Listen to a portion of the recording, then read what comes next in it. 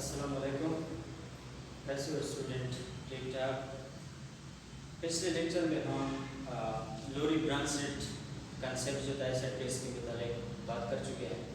आज जो आपके कोर्स में जो तीसरा कंसेप्ट मौजूद है डाइसेट टेस्ट के मुताबिक लीवर्स कंसेप्ट, आज उसी के मुताबिक हम बात कर रहे हैं।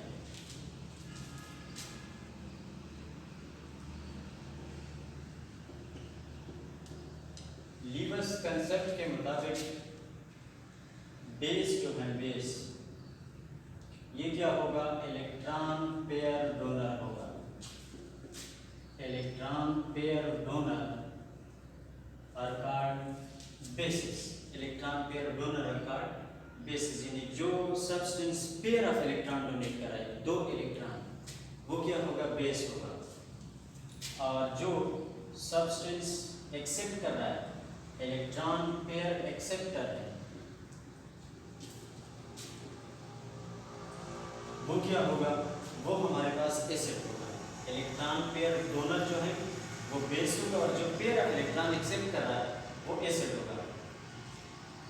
ये जो बेस है लीवर्स बेस, इसका एक दूसरा नाम भी है लीगेंड। केमिस्ट्री में हम इसे लीगेंड भी कहते हैं। तो जितने लीगेंड है वो हमारे पास लीवर्स बेस है, क्योंकि वो भी इलेक्ट्रॉन पेयर डोनेट करते हैं। और एसिड जो है ये क्या कर रहा है? इलेक्ट्रॉन पेयर एक्सेप्ट करता है। ऐसे मिसाल के तौर पर हमारे पास NH3 है। पिछले लेक्चर में मैं बता चुका हूँ NH3 के साथ एक लोन पेयर है और यहाँ पर फॉर एग्जांपल प्रोटॉन मौजूद है।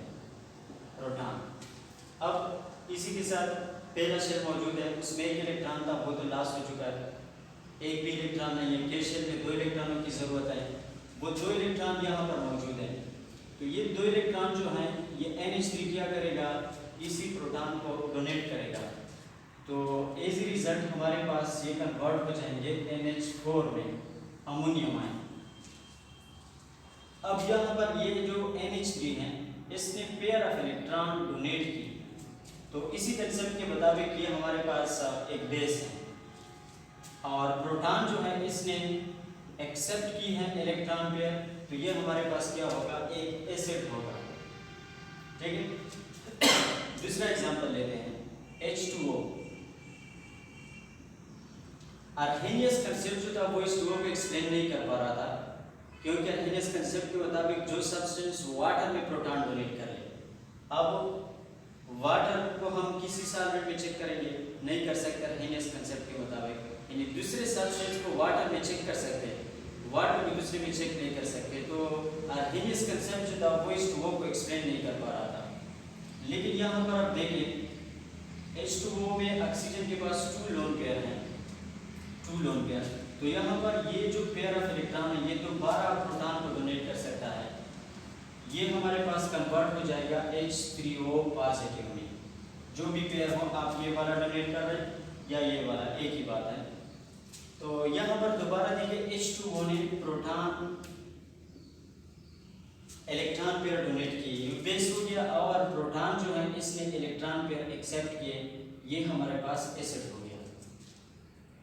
ये न्यूट्रल थे और यहाँ पर ये एसिड मैंने सेम किया, प्रोटॉन और प्रोटॉन। इसका मतलब ये नहीं है कि हर जगह प्रोटॉन सिर्फ इलेक्ट्रॉन पेयर एक्सेप्ट कर सकता है, दूसरा मॉलिक्यूल भी एक्सेप्ट कर सकता है। मिसाल के तौर पर हमारे पास NH3 है। NH3 को मैं इस तरह लिख सकता हूँ H3N। ये 2 डायमेंशनल फार्मूले हैं। आप NH3 लिख या H3N, वक्त ज़रूरत आप NH3 की जगह H3N भी लिख सकते हैं। यहाँ पर फॉर एग्जांपल बोरान है हमारे पास, बोरान ट्राइफ्लोराइड। अब बोरान देखिए, बोरान ग्रुप 3 से ताल्लुक़ रखता है, तो इसके वैलेंस शेल में 3 इलेक्ट्रॉन होंगे। इसके साथ एक फ्लोरीन इलेक्ट्रॉन शेयर कर चुका है, दूसरा फ्लोरीन शेयर कर चुका है, एक तीसरा। टोटल इलेक्ट्रॉन बोरान के लिए कितने हो गए? 6। 3 अपने थे, 3 फ्लोरीन ने शेयर किए, टोटल 6। ऑक्टेट अब भी इसका कंप्लीट नहीं है, 2 इलेक्ट्रॉनों की जरूरत है। तो ऐसे कंपाउंड्स को हम इलेक्ट्रॉन डिफिशिएंट कंपाउंड्स कहते हैं, जिसमें इलेक्ट्रॉनों की कमी हो।